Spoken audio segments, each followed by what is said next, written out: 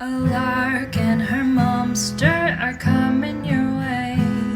Gonna tell it how it is, so won't you join us today? Drink some wine. It's after St. Patrick's Day. What? We're introing. Oh, we are? Yep, we're already there. You're We've introed. Usually you say, welcome. No, I don't. Usually I do some sort of clever intro that's adorable, which I've already done. So now we're about 30 seconds in and they're annoyed. Well, Hi! let them. Welcome to my this is not my favorite murder. Welcome to a lark. Wrong podcast. I had imposter syndrome for a second. Yes, you did. Welcome to a lark and her momster. That's the podcast that we're doing. Yes, that is the podcast. And you're the lark. I am the lark. And I'm the momster. You are the momster. And today's wine Is yes. Relax Riesling. I just tried it. It's really good. Yeah. It's fermented, slightly dry, with a wonderful fruity bouquet and intense flavors of apples and peaches with just a hint of citrus. And everything in that sentence was spelled correctly. I Cheers to that. cheers. Slancha to that. Slancha. So this is going to be airing the day after St. Patty's Day. That's right. That's what tomorrow is. Tomorrow is St. Patty's Day. No. And we're recording on No, we're recording on the day before, the day before St. Patty's Day. If you're listening to this, it's the day after St. Patty's Day. Correct, Yes. exactly. Don't correct your mother, I'm always going to do that, even if I'm wrong. Yep. of which you often are. Sometimes I'm Mostly. right. Yes, and given all that's happening in the country right now, we really do need a bit of the luck of the Irish. Irish. So I found a quote for these dark days, and it is, "A good laugh and a long sleep are the two best cures," said with my worst Irish accent. That was a terrible Irish accent. God. A good laugh No, and a long you're not- sleep nope, are the two best cures. No, I don't know what accent that was, but we're just now the Irish hate us. No, they don't. They probably do. No. After that, they would. I do. Also, I think that quote is kind of funny because it says a good laugh and a long sleep are the two best cures. If you're sleeping really long, you're also probably dead. So maybe that is a good cure because you're not here to witness all that's terrible. So you're just sleeping with the fishes. Yeah. Yeah. But also, I like to rhyme. So I have another Irish quote. May your troubles be less shush. Wait. Shush. But I is it stop being mean to your mother? I'm not being mean. Yeah. I'm not being mean. Okay. But the Irish are quite blunt and Okay, forward. So, okay. May your troubles be less and your blessings be more, and nothing but happiness come through your door. Through your door? Through your door, yes. They don't say through, they say true. Okay. Depending on where you are in Ireland. Yeah. All right. I'm all done with my Irish I think accent. my I'm going Irish back to accent no, was it's as not. good as yours. Yeah. Moving on. So, today, we're talking about something that you taught me, but I took it to an extreme. Sorry. I'm being attacked by workout gear. The house is haunted. The house is trying to tell us something. Today we're talking about something that you taught me, and I took it to an extra insane level, but work ethic that brings work-life imbalance. Yes. Not balance, but imbalance. And I know you tell me not to work so much, yet I did kind of learn it I know. from you. You did. You totally did. Yes. Well, but I also learned it, remember I told you I also learned it from, like, Rugrats. Angelica's mom. She worked all the time, and I remember I watched, yeah. remember I told you about the video I watched on Instagram where she's like, in today's, like, work, the woman has to work. We have to work 10 times harder to be listened to. Men are the ones who are stepping on us, so we gotta step on them if we want to make a name for ourselves in this industry. And it's true. Like, we do. I know. And that was the 90s, and it was true. And, like, Angelica's mom, this is Rugrats, for those of you who don't know what that is, sorry, I can't explain it to you. It was a great cartoon on Nickelodeon. But her mom constantly worked, and she and her mom didn't have this great relationship because her mom was like the earner. She worked really hard, and she had to because she was the head of the company and she had to make a name for herself, and so She had to pay the bills. she had to pay the bills, and it's Yeah, I've apologized. frick. Yeah, no. But hopefully we had a better relationship Well, than they- Angelica and her mom. No, we did. We do. Look where we are. I don't know where Angelica and her you're mom are not anymore. when you're not being mean I'm to your so momster. nice, sir. Hey, listen, we're Anyway. not on 48 hours or 2020, so I think we're doing all right. Or on My Favorite Murder. Right, exactly. Give it time, Karen Right. Georgia. Give it time. I did pass along learned behavior that was bred from years of women having to do more, be more, work harder, Yeah. and put up with all the inappropriate shit men created so we could break that glass ceiling, or yeah. as I like to say, the concrete ceiling. So freaking doing it, yeah. So I thought for this episode, and I hope you'll bear with me, but I did a little bit of the. Oh, do we have a history lesson with Well, it's not really research? It's not like a deep dive. It's Okay. kind of like think of me as the AI synopsis. As a Wikipedia synopsis? Kinda. Cool. Yeah. So women, first of all, have always worked. But true. Always. I just want to say, we work harder than men in ways because we have to bear, and I will never do this, but props to the people who do it. I won't. We have to bear humans. Yes. That's a really hard fucking job, y'all. Yeah, then we have to raise them, and that's harder. That is harder. It's so hard. How was Yeah. me? Yeah, exactly. Yeah. Amen. Yeah. So, in the Thanks. 18th and 19th centuries, women helped grow the economy, and they did so by making things or growing food that their families bartered or sold. So they were very involved in making sure that the household ran. Also, just to say this, women bartered and sold themselves to Well. make sure that they lived. Well, that's true, and that they could feed their children. Yeah. Yeah. But Or their families. Like, people don't talk about it, but I listen to a lot of podcasts, you guys, if I haven't talked about it. And that's something that history doesn't really talk about. The fact that, like, women had to put themselves through a lot of shit just Yeah. to make it, just to to survive. Right. Yeah. Pinch poke, you owe me another bottle of wine. Okay. And as things became Next more mechanized, Yeah. roles changed. Men managed the machinery. We were doing less farming and less homesteading, and men went to work in these factories, and women stayed home or they studied to become teachers or nurses. And that was primarily because careers for women were much more of the helping kind. Men were sturdier, so We're they the could go. nurturers, but also if we read books, that was going to cause our brains to go into mush, because we all know that if women read books, we're just happy to be honest. Yeah, well, and frankly, men were probably a bit intimidated. Still. Yeah, very much so. The Industrial Revolution is when, at least in this country, but really across the globe, we saw an increase in women getting into the factories, especially Yeah. around World War II. Easy for me to say, World War II. No more wine for the Momster. Yeah, because women had to work in the factories because men were off fighting the war. Right. And the war supplies had to continue. they were also spies, they were coders, they were doing Yeah. all of these incredible jobs. That men couldn't do because they were on They the were front on the front lines. lines, yeah. Right, yeah, exactly. Which we appreciate. And when the war ended, men returned and women who had these incredible opportunities were displaced. And you can imagine a lot of women just felt like, Back to being baby makers. yeah, exactly. So the 60s and the 70s is really when the feminist revolution occurred. And women coming out of the 50s were really questioning because what they could do, how they could support their families. Men were often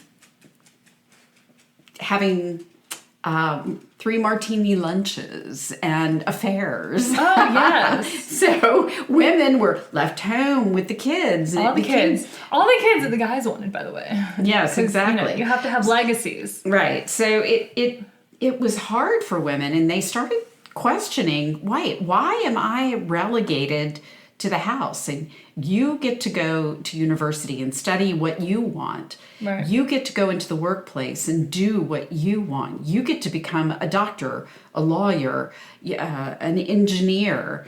And so in the 60s and 70s, women really fought back. Yeah. And they tried to make the changes, not just from an actual work day type perspective, but in terms of legislation. So in 1963, the Equal Pay Act was enacted, and then the Civil Rights Act in 1964 allowed women to have more opportunity. And then, costs began to increase. Yeah. And more women entered the work world for not just personal and professional gain and gratification, but because they needed to help meet their families' rising expenses. Right. And this trend continued until about 2000. Yeah. And that's when the advances for women began to flatten. Yep. So for the last 25 years, in spite of what appears to be greater equity, it really hasn't been fully equitable. Right. And the things that we've done to try to achieve that equity haven't been without sacrifices. For example, women, all the research shows women lose ground when applying for progressive management roles. Mm-hmm. Yep. So they can be hired, but men are much more likely to be promoted. Oh, 1,000%. Or even if you go into the workforce and you say, hey, I want this amount of money. If you are just gonna say it's true, cis white male, you're more likely to get what you ask for versus being a female. Totally. Is what it is. Totally. Yeah. And we also face the stigma of taking time off for family needs. Or even mental health needs. Yeah. I'm not gonna lie, women, it's much more likely that if you're a female with a chronic illness or a female that has, mental health, it's far more stigmatized because women for eons have been the ones that have needed to be lobotomized, right? So even to this day, it's women who are looked at as the ones who are like, they're on their period. You're on your period again. It must be the hormones. And for women, there aren't, a lot of times men have mentors or sponsors, somebody who's going to sponsor them. Yeah. Men have had these people that they could look up to. Right. And it hasn't really been until about the last 25 years where girls had women that they could look up to. Like financial advisors, right? It's mostly men. Right. Yeah. Yeah, it's changed, but it's changed, still. yeah. Yeah, so women are less likely to find those mentors or sponsors because we don't have that good old boy network. Right. And also, women deal with microaggressions. Do they? Do they deal with it? Yes. They deal with microaggressions and implicit bias in the workplace, double standards, a lack of flexibility. I mean, I can remember back in, now, mind you, I started working back in the late 70s. So the 70s and 80s and even into the 90s as I was working and going to school and then trying to enter into the professional workplace, I put up with men groping me, the snide little innuendos. I was cute and blonde, so I often got away with things, but you had to learn how to very subtly move away physically and emotionally to be able to survive in the workplace. It was just unbelievable. And you had to work harder. Yeah. You had to work smarter. Yep. You could not leave early. And I think that's one of the things that I regret is that for you, when you were little, I worked so much And if not for origami, I don't know what I would have done, because I couldn't volunteer. I couldn't work the schedule that I had to work to be able to have the job, to be able to earn the money for us to survive. Yeah. And me as a single mom. Yeah. If I didn't do everything that a man would do and more. Right, right. So if it hadn't been for origami, volunteering at the school, because your school had a certain amount of volunteer hours that were required. I know. And, the only thing that I was able to do was Girl Scouts, because it was on the weekends. Right, I remember that. And even with that, in order to make ends meet, I often worked a second job. Yeah. I did things from home. Or we sold stuff. Yeah. Yeah. So it was not easy. Mm-hmm. And then, of course, I also had to clean the house. Oh, God, yeah. I had to cook the meals or warm the microwave. Let's be real meals. That one. Right. Warm the microwave meals. But that's also why... But that's also, I did that because, And so I watch you now, and it hurts my heart because you're in a situation where you're working your butt off, and there's not a lot of appreciation. There's that expectation. And I will say, I find there is a certain degree of expectation around work, even in the organization that I'm with. I don't expect people to work more than 40 hours a week on a regular basis, which I had to do. I do expect them to achieve their goals. Mm-hmm. And I give so much flexibility. I mean, if they need to leave early because their child is sick, or bring their child into work, or if they need to leave to go watch their child play a game or perform in a show or whatever, I think that's important. Yes, yeah. I didn't have that. No. So, and I see where you are now, and it seems like there is a little bit of... Well, it's interesting because it's like it's going back in time. Yeah, in terms of expectations, it's not progressive. It's not, and it's a little fear based, and it's. I heard, I think I came upon two realizations this week. One was, and I always tell people, go get a therapist. They're great. You can have conversations with them that you can't have with family, or you can have conversations with them that you need to have with family, and they'll tell you to have with family. But one of the conversations... Are you saying we need to have a conversation? No, I already had the conversation. Okay. Having the conversation with the listeners now. But one of the things was, I said, I have this fear that if I'm not perfect, if I don't get everything done, if I fall behind, if I lag, if something isn't met, I will get fired.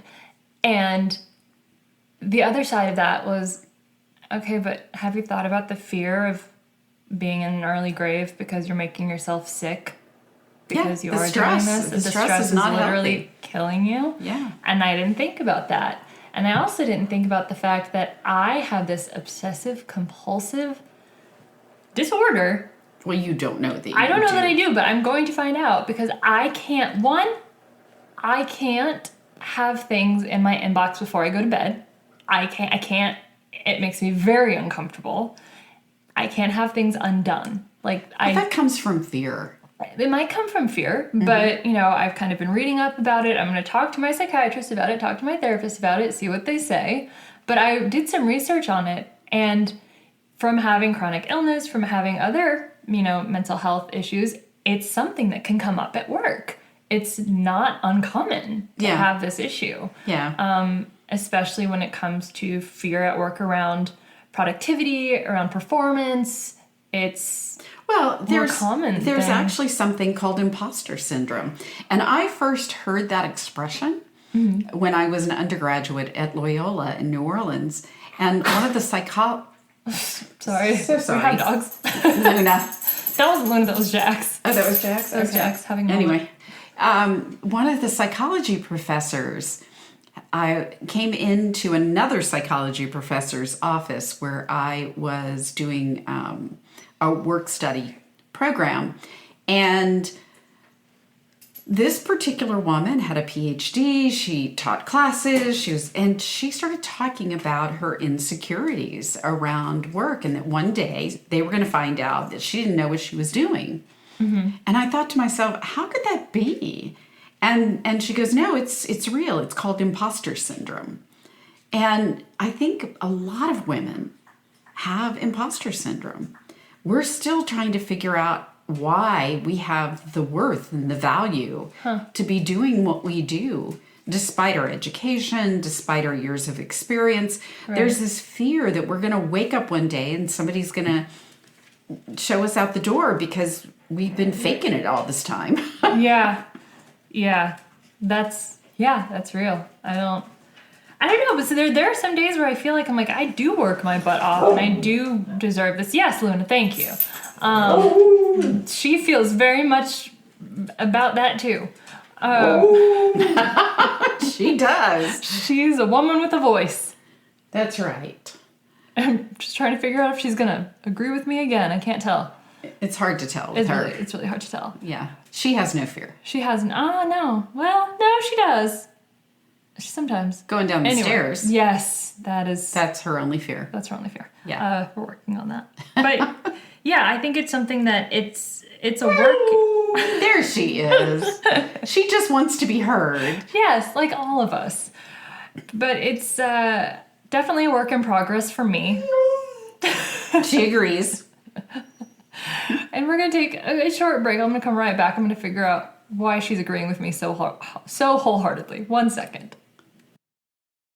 Alrighty, Luna has said her piece. I'm appreciative that she agrees with me. She definitely agrees 100%. 1,000%. And she needed to poop. Yes, she does not have imposter syndrome. She knows very much who she is. And when she needs to poop. Yes, she does. She can too. And I appreciate that she lets us know. Yeah, so that's something I have to work on, and I hope it's something that we don't see go back in time. Everything that's happening right now is taking us back in time. It is. It's just...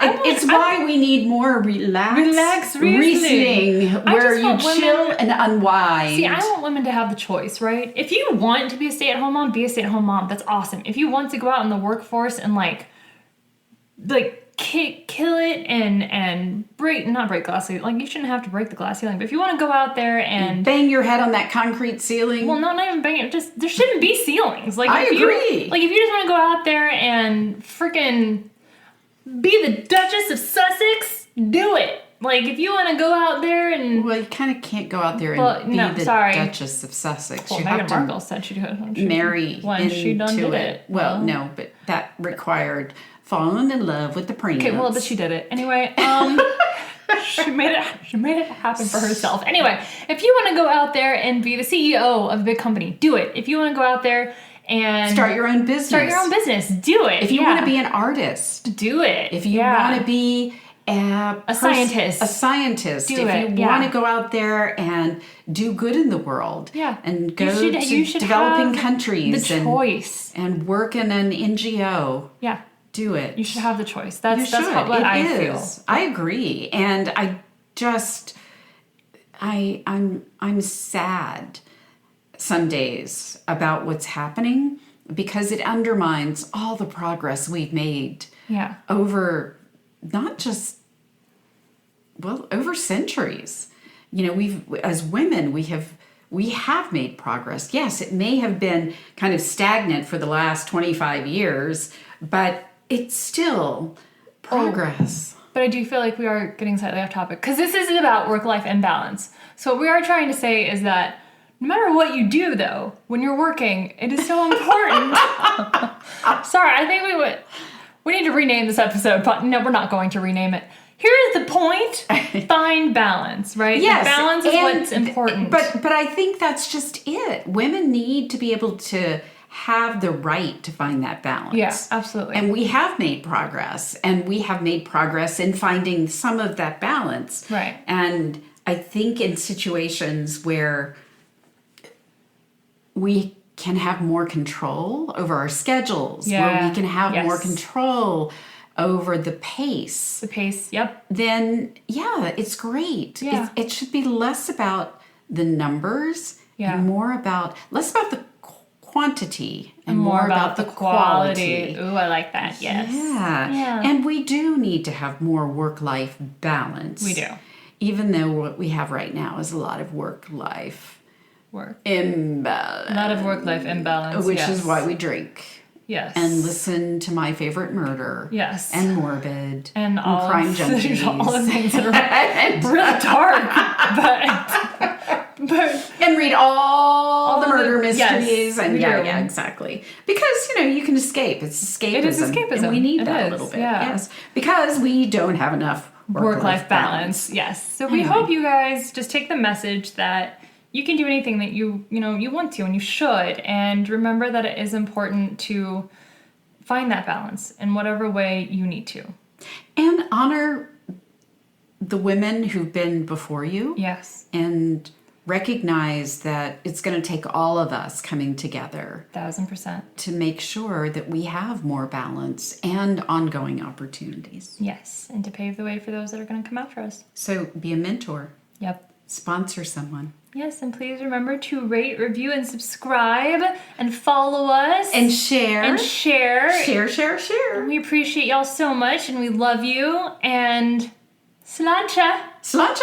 And we wish you all the luck of the Irish. Yes. May ye go forth, and I don't know, over and out. May your road in front of you be filled with all the leprechauns. Okay. And gold. Yes. And drink. Okay, over and out. Bye. Bye.